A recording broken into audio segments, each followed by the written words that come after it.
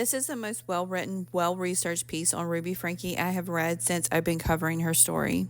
It is The Truths and Distortions of Ruby Franke, published by New York Magazine, written by Caitlin Muscatello. There's also an audio version. You will need a subscription, but right now New York Times Audio has a special $3.99 per month for 6 months. There's a lot of information that I wasn't aware of, but most surprisingly, or maybe not, is that Ruby's husband Kevin has signed a contract with Hulu. This past summer, just before the first anniversary of Ruby's arrest, Kevin appeared before the Utah State Legislative Committee that oversees DCFS. He described how Jody Hildebrandt convinced Ruby that the government was trying to tear apart religious families like theirs and coached her on how to exploit child welfare loopholes.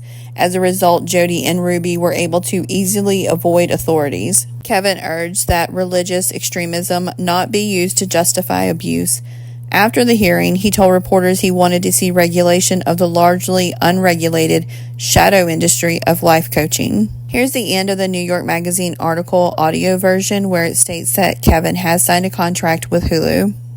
After the hearing, he told reporters he wanted to regulate the shadow industry called life coaching, which is largely unregulated. But then again, so is the business of family vlogging, which Kevin exposed his children to for years. In his next move, Kevin is planning a return to the screen.